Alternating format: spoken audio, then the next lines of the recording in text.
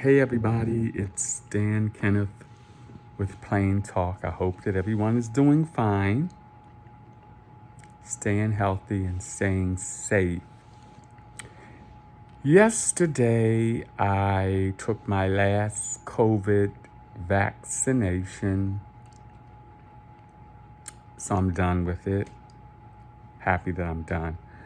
And I think when I got the first one, it made me sleepy, and it was, I guess, one of the best sleeps I've had. And now the second one has done the same thing. And when I went to bed yesterday or last night, I had such a good sleep.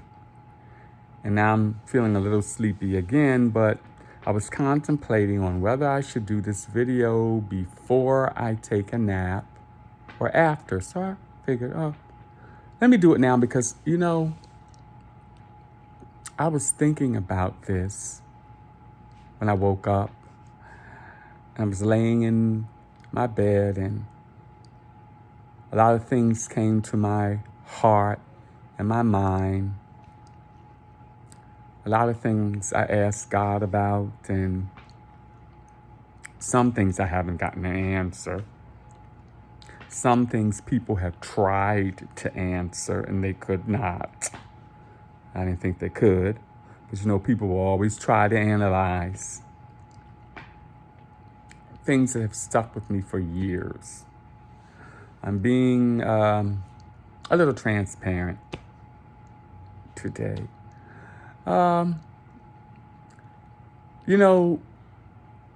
People have a way of telling you that there is no God.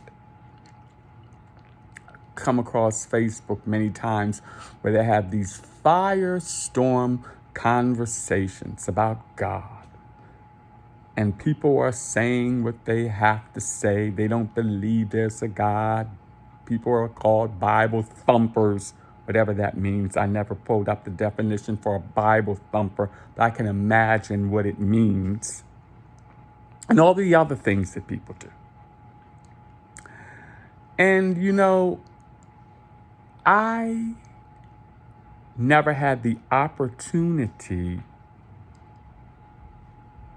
to feel in my heart that God wasn't real. And I've always been this odd child,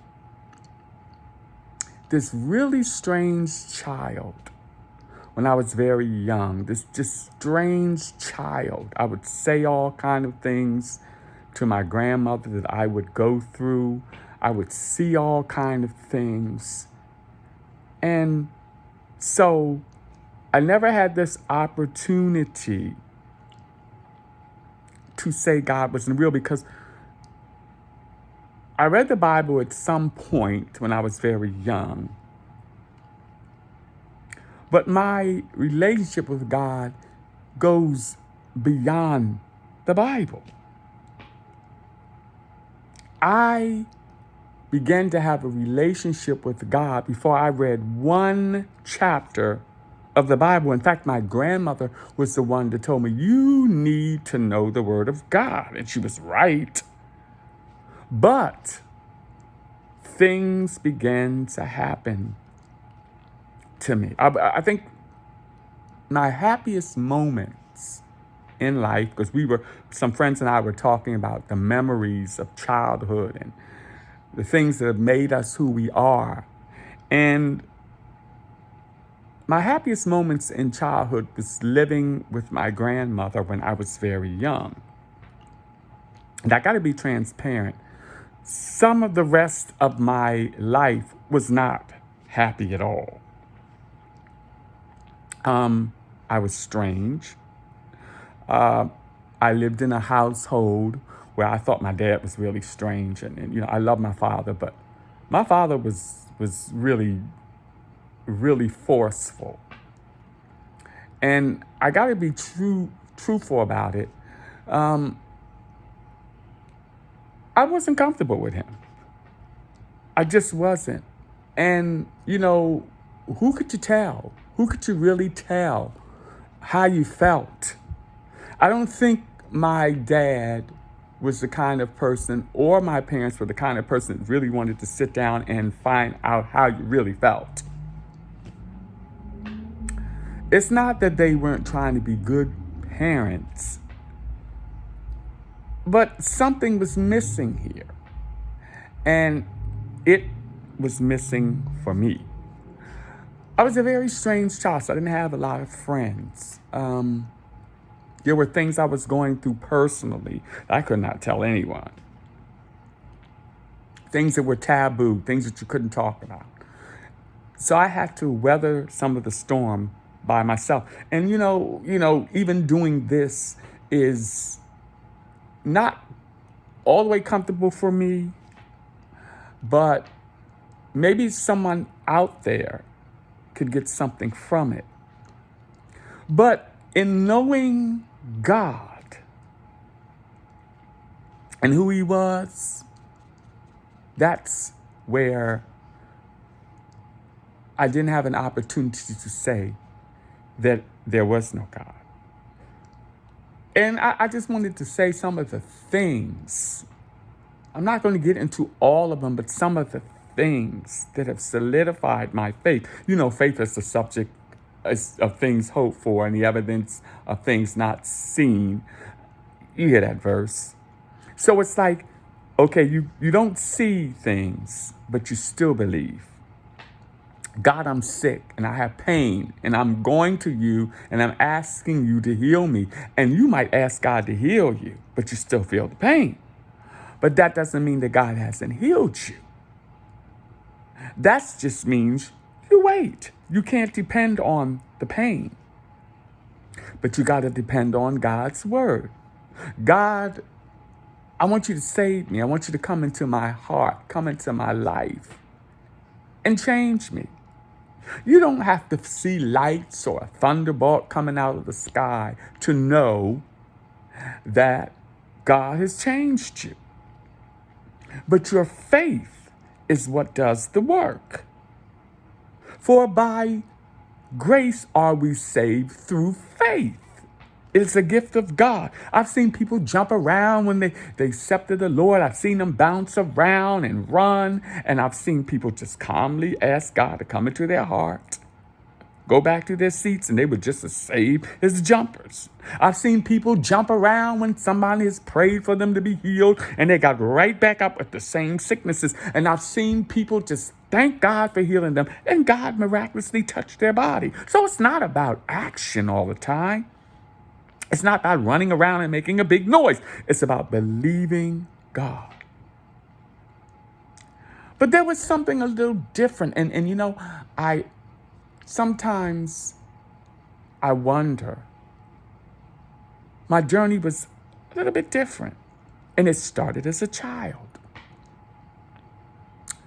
When my parents got married, we moved to Philadelphia. And I remember we moved in these apartments on this street called Spring Garden. And my parents were newly married. And so they were young. I was the only child then. My rest of my siblings weren't born because I'm the oldest. And they moved into a basement apartment. And I didn't know about racism then. I didn't know about all that stuff. I'm young. But my mom used to clean the apartments that were on the top floors. And I think one time my mom took me with her and I would look at these apartments and I would say, oh, these apartments are so beautiful. Why isn't our apartment like this? Because downstairs in the basement, we had an apartment, but it was dark. The kitchen had tables and chairs in it, but they looked like picnic tables and chairs. The cabinets were rusty looking, and it was a one-bedroom apartment. So I slept in the living room on a pull-out cot. And I remember my mom and dad sometimes going out. Maybe they went to parties or went to visit friends, and sometimes they left me in that apartment by myself. And I would sleep in their room until they got back. Other than that, I would be sleeping in the living room on the cot. And one night, when everybody was home, I heard this rustling in the kitchen. And of course, when I laid on the cot, I could see inside of the door of the kitchen. And you could see the bench and the table where we sat at to eat. And these things were sitting at the table. There was 4 of them. The only way I could explain what they looked like broom handles with hands. And they would whisper to each other. They would lean in and whisper to each other. And it would frighten me, but I was a little boy, and I would listen to them. And the whispering that they did was loud enough for me to hear. And they would say, "Look at him. Look at him." But I'll tell you one thing, that when he gets older, we're going to destroy him. We're going to stop him from the message that he's going to give. And this would happen not every night, but every other night. I would see these things sitting at the table. And sometimes I would pull the cover over my head. Now, I was a very young child. I don't even think I was 8. And I would never tell my mom, but I would always tell my grandmother things that would happen, and she would listen. Later on in life, we moved to Wilmington, Delaware. And we moved to the street called Bowers. I will always remember it. It was 2607 Bowers Street. And I used to go to a school up the street called Northeast. I was in 3rd grade. And we were supposed to be going on a trip that next day, and I was so happy. And you know, they always give you slips to get your parents to sign, and they had signed the slip. So early that morning, I was going to get up, and I was going to go to or on this trip. Now, by that time, my brother and my sister was born. And I remember my brother being in the house. And we had 2 separate rooms. I can't remember where my sister was, but how the house was made, that when you came up the steps and you turned to the right and walked down the hallway, to the right was my room. If you came out of my room and turned to the left and walked straight down the hallway, in the middle of the hallway was the master bedroom where my parents slept.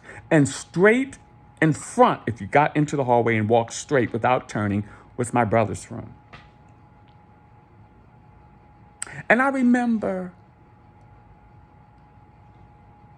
in that room, my brother's room was a bunk bed. And the matching bunk bed was in the room I slept in with the ladder. And inside of my room was a closet. It didn't have a door to it. It was just 2 walls coming out with a rail going across that your clothes got on. And this particular night, I don't know what was going on. I think my mom and my dad had an argument, but I went to sleep. And suddenly I woke up. And I will always remember this as long as I live. When I woke up, this thing was standing in front of me. It was very tall. It had hair like a woman. It had a face like a man. It had arms like a human being. But when you got to the waistline, it looked like it was fitted inside of a gigantic ice cream cone. And when I saw this thing, I sat up on the bed and I flailed my arms out. I said, "Don't touch me. Keep away from me." And I ran to the closet where my bunk bed ladder was, and I climbed up on the ladder and held on to the railing, and I kept on batting my hands at this thing. And I remember my father getting up, coming to the room, and I said, "These things are in here." And he said, "I don't see anything." And I remember my mom said to him, "What's going on?" He said, "Dan is saying he's seeing things, but there's nothing in here." So he put me back to bed and he went on back to his room. As I sat on the bed, one of these things passed me by, and it came by me so fast. If you ever seen The Flash, it moved like that. And I followed this thing out into the hallway, and I saw it in front of me going down the hall. And when it got to my mom and dad's room, it just turned and went through the door. And I went to my mom and my dad's room, and I said, "Come out of there. Come out of there." My mother said, "What are you doing?" I said, "It just went into your room." She said, "What went into the room?" I said, "That one of those things went into your room." And again, my father got up, carried me back to my bed. And while I was in the bedroom, my mother said to my father, "Open up the window and let some air in it. Maybe he's hallucinating." And I will always remember this. I lied to you not. When my father opened up the window, one of these things, it was smaller. This one had color to it, as if it had a stocking over the top of his head, and the stocking came down at a point.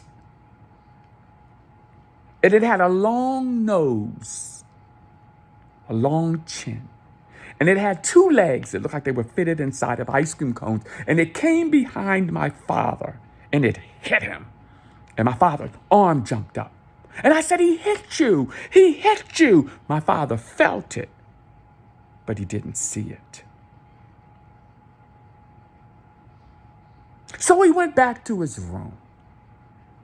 And I got up and went down the hallway to jump in bed with my brother, because I had been running from these things all night.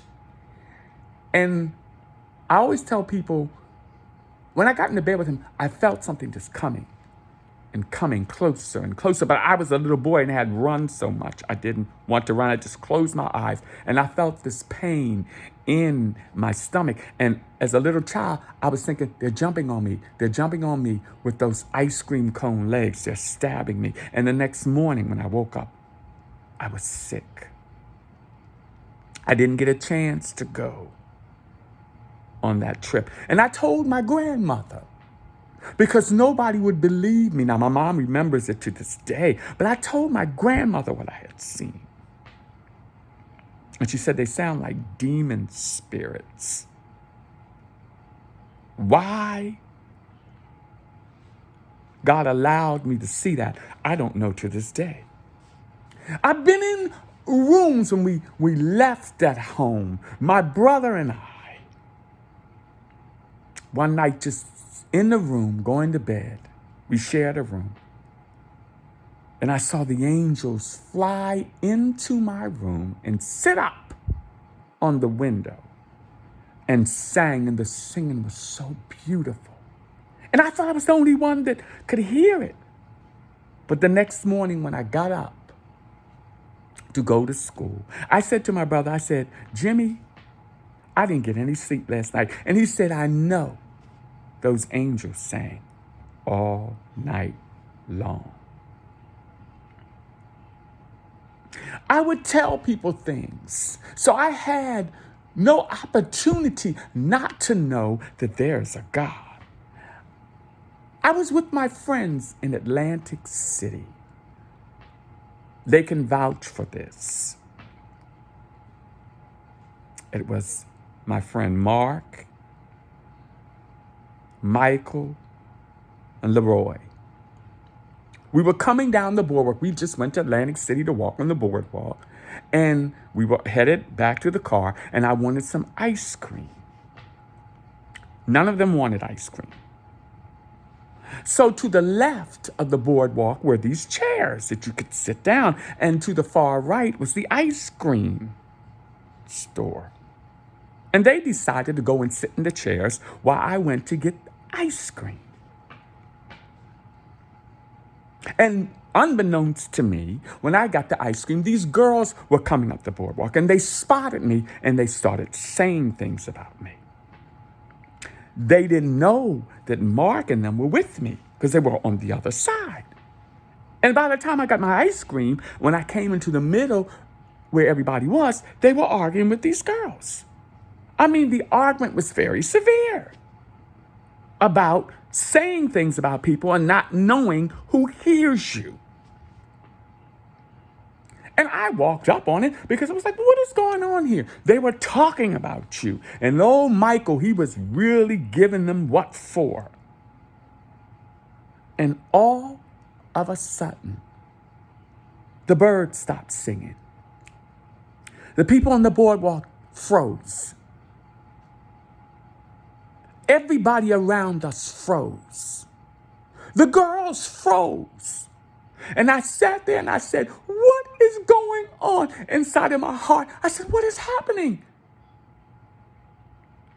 And just as everything stopped in midair, it was like somebody took a rubber band and snapped it and everything started going again. And Michael said, what was that? I was so shocked. I said, did you feel it? He said, yes. Mark said, everything stopped. Those are questions I always would wonder about. I told God one time, I said, God, you've forgotten about me. I'm going through something and you've forgotten about me. Excuse me. And I went to sleep. And in this dream I had, there was a knock on the door. And I went to open the door in the dream. And I wasn't near the door. I was far back from the door. And when I opened the door, this hand came out. I didn't see a face. I didn't see anything but a hand. And it came. And it got longer and longer. The arm stretched out. And inside of the hand was a white envelope. And in the dream, I took the envelope out. And I opened it. And inside was a white card. And there was a word on this card I had never, ever heard of before. Somebody would say, well, Dan, I don't know why you never heard this before, but I never had. It said infallible. And I woke up. And I wrote the word down the best way I could spell it. And I went back to sleep. And the next day when I went in to talk to my boss, I said, is there such a word as infallible? He said, yes. It means without mistake. It means perfect, without error. And I knew that God had given me that dream to let me know that he was there and he had not forgotten about me. I don't like to tell people these things a lot of times because sometimes people think you're crazy or you're making up stuff. And I assure you, these things happen to me. And there's other strange things that have always happened to me ever since I was a child. So when people say there is no God and they go through these arguments about him, I said, you just don't know. There are things that we don't see that are around us.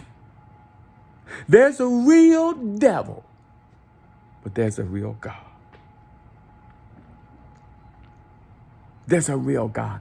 I went to a church to sing for this guy who was in revival. I didn't think he was much of a preacher, but I went because I wanted to encourage him. And, you know, I had Mark, my friend Mark, and another friend of mine named Keith that said they would go with me. It was in Philadelphia, and we had a hard time finding it. And I noticed that before I got there, when I was getting ready and showering, I got very sick. But it passed, and I went. Now, I had been in the service with this guy before, and he asked me to speak at his service, and I did. And he got a little jealous, and he tried to belittle me before his congregation because everybody was coming up and asking me questions. And me, I was referring them back to him because he was their pastor. And I know that I would be going, but they would always be there. But he was not a very nice person. But I went to sing for him in a revival. And when we walked into this strange church, they were testifying and saying things about their journey with God, but some of the testimonies were a little backwards. One woman was mad with somebody else because she didn't get a chance to do a job and she thought she could do it better. And I kept on saying in my heart, that's not a testimony. But we sat way in the back until he called me to sing. So I went up to sing. And this is one of those times where I sat there and I waited for the Spirit of God to move on me, but I never felt the Spirit of God. And I kept on saying in the microphone, I'm waiting on the Lord, I'm waiting on the Lord. But then at a particular time, I said, I'm going to go ahead and sing. And I started singing the song, How Great Thou Art, with my eyes closed. And I can hear the thoughts of the congregation. This was a time when this had never happened to me before. And people were saying vile things and they were calling me names under their breath and I could hear it. But it came to me in the forms of pebbles. One pebble hit me. Another pebble hit me. Another one hit me. And then they began to get bigger like rocks and boulders. And some of the words that I heard, I never heard before. They were curse words, but they were so evil. I knew they were words of cursing, but I never had heard these words before. It was something so demonic. And as the rocks were hitting me, my voice went out as if something took my throat and squeezed it, and I ended the song. I walked back to my seat, and I was sitting next to Mark, who was sitting on my left side, and Keith was sitting on my right. And I had these little blue boots on, and I remember sitting down, and something was in my throat. And I put my hand up to my mouth and coughed twice. And this thing came out of my mouth that looked like a worm. Well, I said to myself, I'm not going to say anything. I'm not going to say anything because I don't want people to think I'm crazy. I'm always seeing things. I don't want people to say, oh, you're always seeing something. But Mark turned around and said, what was that? It wasn't the fact that it came out of my mouth that made me excited. It was the fact that he saw it. I said, you saw it? He said, yes, I saw it. Where did it go? And it went down and disappeared. Mark was on the floor in the church looking in my boots, trying to find it. But he couldn't. And my voice returned to normal. I believe it was an attack of the enemy.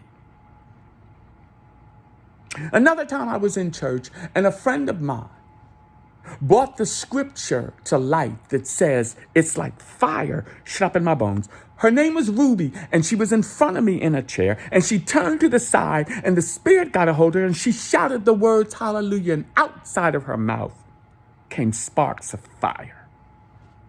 And I screamed, fire is coming out of your mouth. I saw it. I was in my living room one time and I was singing a song. They had an album that Billy Preston had recorded years ago called Gospel in My Soul. And on the album was the song, How Great Thou Art. And it was just an album with him playing the organ. There was no singing. And I came home one day after school when nobody was home, and I put the album on and I began to sing How Great Thou Art. And when the song was finished, I would put the album back on, the same song, and sing it. And when it was finished, I'd put the album back on. And I began to sing, not only from knowing the song, but from my heart. And the tears began to roll. And the more I sang, the more sincere I got. And all of a sudden, in the air, I would see something that looked like somebody would light a match and blow it out. Like little stars. and they would twinkle, and they would twinkle. One would be here, and through the whole air in my mother's living room was filled with these twinkling stars. And I got scared, and I stopped. But I told my grandmother, and she said, Dan, you must have sung with praise in your heart so fervently that the angels came down in your praise. That's what you saw. I never had an opportunity to say that God is not real. And, I don't always tell these stories. But I know that God is real. I know that he cares about each and every one of us. And I know by faith, we got to believe him. And I know that everybody won't see everything that I see. But I assure you that God is real. In my childhood, when I felt neglected, when things were happening at home and I felt like it was borderline abuse, when I had things I wanted to say, I could not. When I wanted to let my parents know, and when relationships of family members stopped because I felt abandoned, God always showed up. And now, even in this life, when I've gotten a little older, I still say I'm strange as I don't know what. Many times I said, God, I'm on here, I'm talking. This, I believe, is going to be my last video. God always says, continue on. Continue on. Because I want you to say what I want you to say. I said, well, God, nobody's really listening. But God would say, I have someone that needs to hear what you got to say. So today, I just wanted to be a little bit transparent about me, about where I've come from. I haven't said everything, but I will tell you that there are things that have happened to me that no one can explain away. Know people that no matter if you don't see anything, no matter what your tests and trials are, no matter what it looks like in your life, some of you are going through health issues. Some of you are going through other things. Some of you have lost people. Some of you feel lonely and nobody can really understand you. Some of you children, your parents have abandoned you. Some of you parents, your children have not done what you wanted them to do. Some of you have given up on church because somebody said something, but they don't hold your salvation. They don't hold your salvation. Some of you have said, I don't believe God because bad things have happened. Bad things happen to everybody, but that doesn't mean God is not God. You got to hold on. He's faithful and he's just. I don't want to go to church. I don't need to go to church. There's hypocrites at church. My grandmother used to always say there's always room for one more.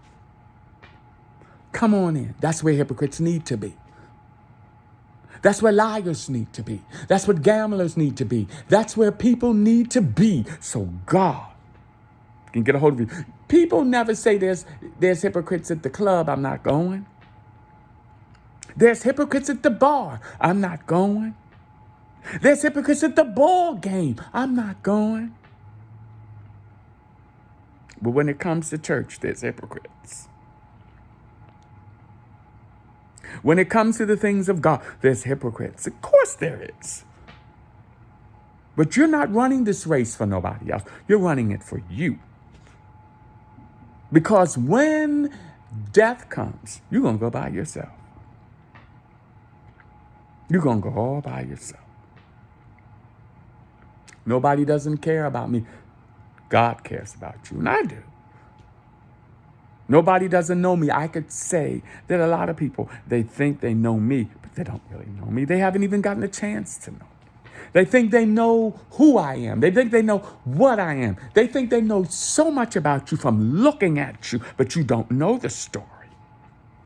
That's why I don't judge people. You don't know the story. You don't know where somebody has been. You don't know where they're going. You don't know what causes them to be what they are, who they are. You only see this part. But if you really knew, I've had people that say, oh, I thought this and I thought that. And I thought you were arrogant. But when they got a chance to know me, they would say, you're not what I thought. No, because you never got a chance to know me. My tears, my sincerity about who God is has always been here and will always be here. An angel? No, I'm not talking about being an angel. I'm not talking about always making the right decisions. You got to twist it. But I'm talking about loving God. When people will look at you and make you feel that what you go through is the worst thing in the world.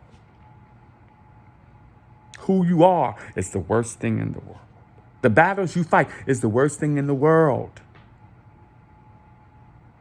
When God will tell you to keep it moving. Because after all, when he finishes, you are victorious. I've seen people come. I've seen them go. I've seen them claim to have a lot and had nothing. I've seen them make you feel like you were nothing and you had more. Because God placed his hands on you. So I want you to understand today that no matter who you are, no matter where you've come from, no matter the abuse or somebody making you feel like you're nothing,